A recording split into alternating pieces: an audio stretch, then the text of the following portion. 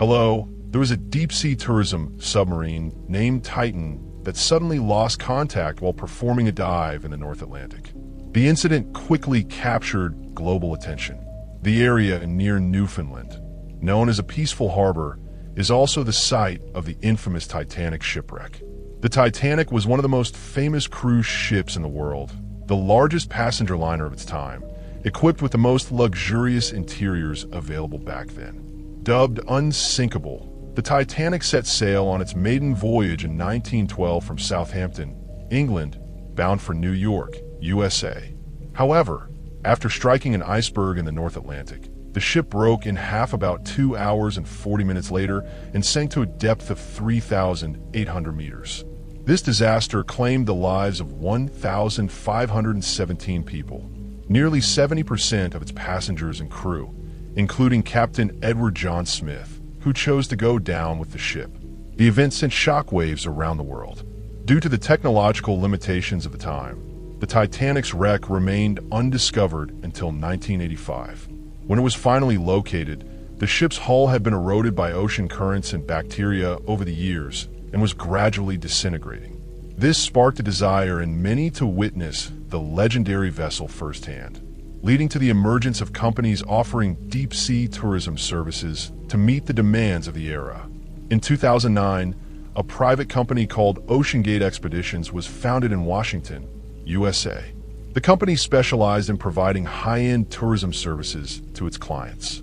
While similar companies existed in the market, most offered shallow water tours to explore natural wonders like coral reefs within 500 meters of the surface.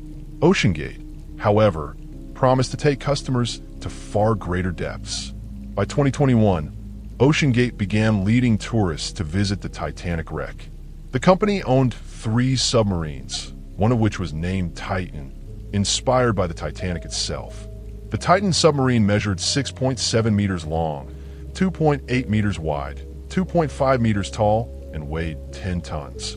It was designed to dive to a maximum depth of 4,000 meters. Building a submersible capable of reaching such depths required advanced engineering expertise.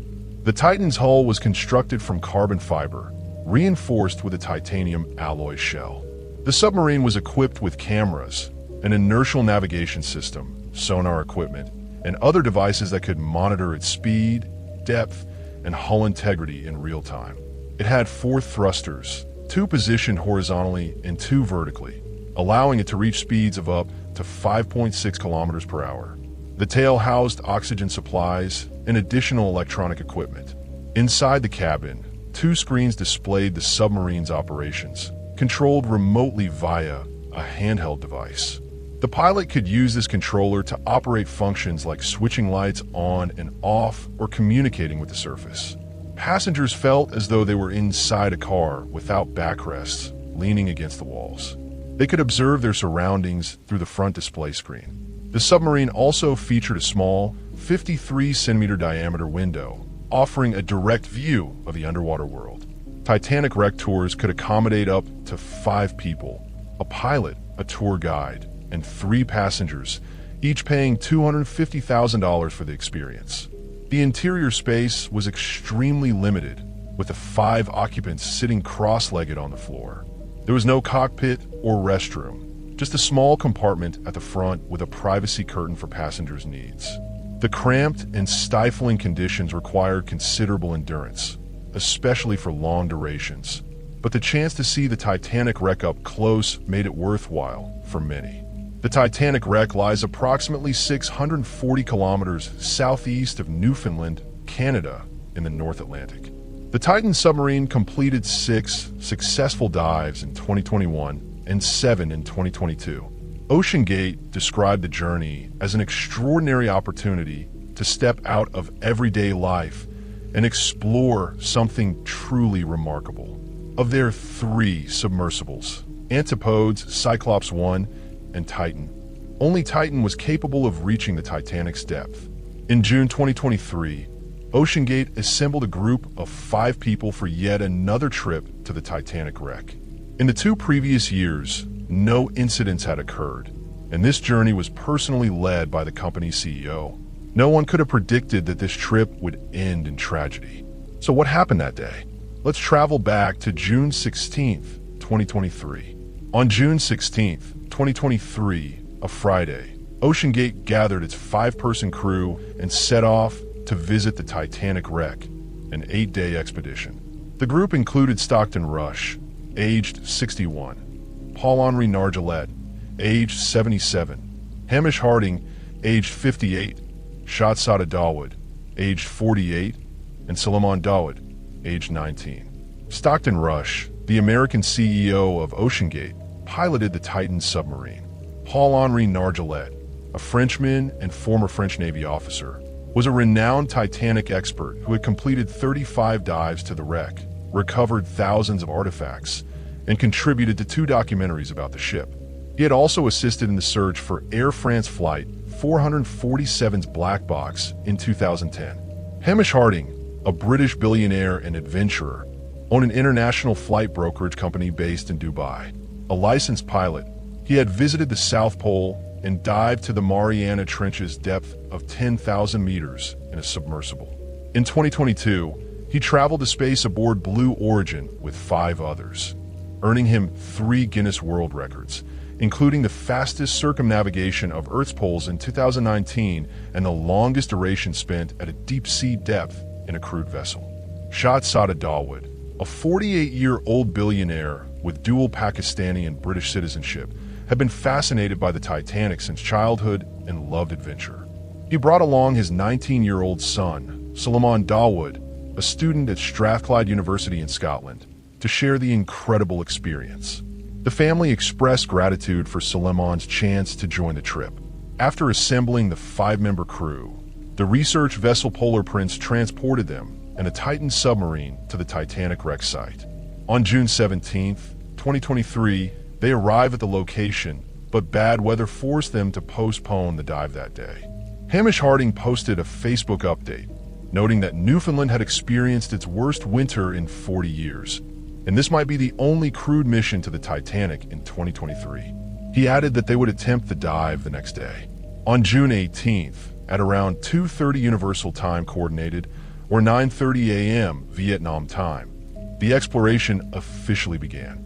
Each complete trip to the wreck and back was expected to take about 8 hours. After final preparations, Titan began its descent to the wreck at 3,800 meters below the surface. For context, the world's tallest building, Burj Khalifa in Dubai, stands at 828 meters. A depth of 3,800 meters is equivalent to stacking 4.6 Burj Khalifas from the seafloor to the surface. The descent to 3,800 meters took about 2 hours. Every 15 minutes, Titan sent a safety ping to the surface. At 11:15, 1 hour and 45 minutes into the dive, surface crew completed their last communication with Titan. Then, the submarine lost contact. Both GPS and radio systems went silent. Something may have gone wrong, but the surface team assumed Titan would resurface after a few hours. Throughout the afternoon, they repeatedly tried to reach the submersible, but received no response. By 16:30, when Titan was expected to emerge, the crew realized the situation was critical. Something serious had happened. At 19:10, the surface team alerted the U.S. Coast Guard and search and rescue operations were launched. The U.S. Coast Guard deployed a C-130 transport plane and AP-8 anti-submarine patrol aircraft, which dropped sonar buoys to detect Titan's activity underwater. Canada contributed a CP-140 Aurora maritime patrol aircraft equipped with submarine tracking technology. Hours later, the Canadian plane detected sounds from the seafloor. Media reported that every 30 minutes, a noise was picked up, though its exact source and whether it came from Titan remained unclear due to the limitations of airborne equipment. This news offered a glimmer of hope. People believed the 5 passengers might still be alive. Titan's oxygen supply could theoretically last 96 hours from departure, though panic could increase consumption, reducing that to perhaps 70 hours. Rescue teams raced against time, but the remote location complicated efforts. Various theories emerged. Many speculated Titan was stuck somewhere on the seafloor, as it was equipped with a timed surfacing mechanism that should have activated after a set period. Additionally, the hatch could only be opened from the outside, trapping the crew inside without external help. Rescue teams had to locate them before the oxygen ran out. Several vessels joined the search. The Deep Energy Pipeline ship with 2 remotely operated vehicles, ROVs, capable of reaching 3,000 meters. The French research vessel La Talente with an ROV. Canada's offshore fisheries research ship CCGS John Cabot with towed sonar. The Canadian offshore supply ship Atlantic Merlin with equipment for 4,000-meter depths. The Canadian supply ship Horizon Arctic with the advanced Odysseus 6K ROV. The multipurpose offshore vessel Scandi Vinland. The high endurance Canadian Coast Guard ship CGS and Harvey.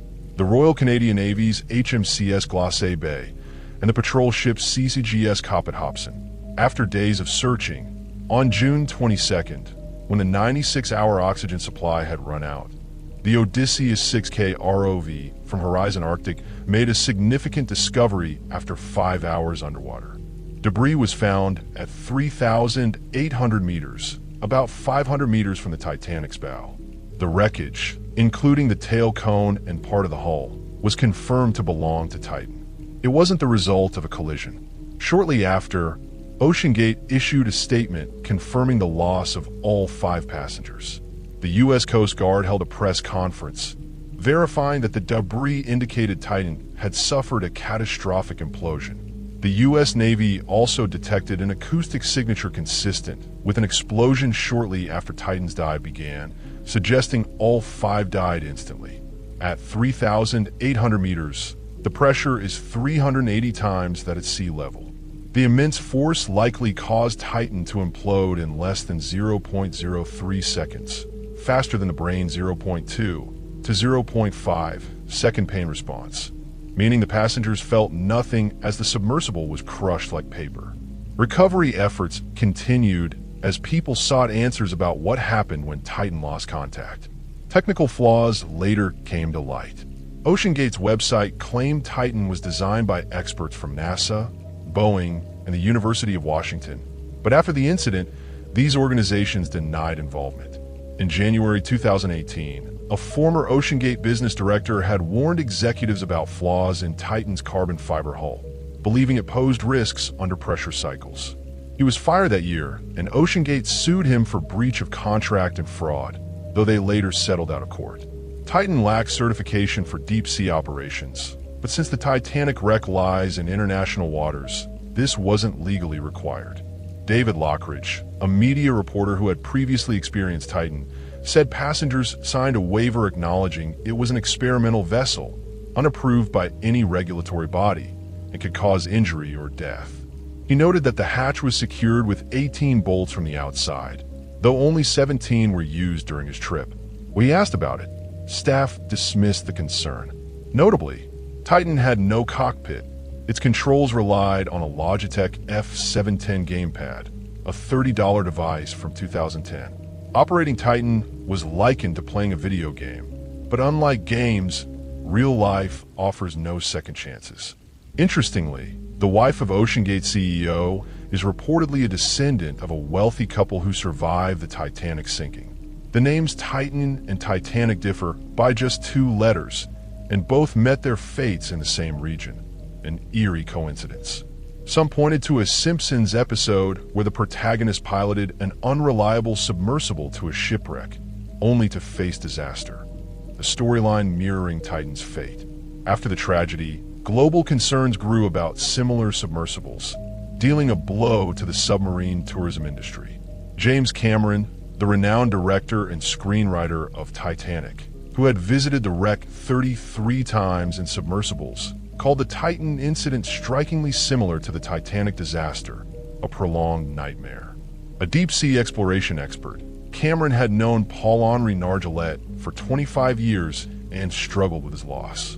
Years earlier, he had warned a submersible company against using carbon fiber due to its structural weaknesses, a flaw he believed contributed to Titan's failure. The incident exposed the lack of oversight in the private submersible industry. Titan wasn't certified by a third party and had conducted multiple deep dives despite this. In an interview, Cameron urged regulators to mandate safety certifications for submersibles, given the extreme risks of deep-sea exploration and the high technical standards required. Globally, dozens of submersibles can dive below 4,000 meters, including Australia's DSV limiting factor, which set a record at 10,898 meters in 2019 when Cameron piloted it solo to the Mariana Trench for 3 hours. Since Titan's support ship flew a Canadian flag, the Transportation Safety Board of Canada launched an investigation. The Royal Canadian Mounted Police also formed a team, not ruling out a criminal probe, suggesting further revelations may come soon. The courage and exploratory spirit of humanity shine brightly in the vast, dark ocean. Tragically, the 5 aboard Titan will never return. This disaster serves as a wake-up call to mariners worldwide, highlighting the cost of ignoring nature's power. Yet, humanity won't halt its quest for discovery. With humility and caution, future steps will surely be more secure. From a criminal psychology perspective, this tragedy reflects a complex interplay of ambition, risk-taking, and oversight failure. Stockton Rush's decision to lead the dive personally, despite known concerns about Titan's design, suggests a blend of overconfidence and a desire to prove his vision, traits often seen in high-stakes innovators who skirt boundaries. The passengers, driven by curiosity and wealth, willingly embraced danger, perhaps underestimating the stakes due to the trip's marketed exclusivity. OceanGate's dismissal of warnings and lack of certification point to a corporate culture prioritizing profit and prestige over safety, a pattern mirrored in historical disasters like the Titanic itself. This wasn't a crime in the traditional sense, but a psychological failure to balance human drive with accountability, leaving a haunting lesson in hubris. Thank you for reading, and I'll see you in the next story. Goodbye.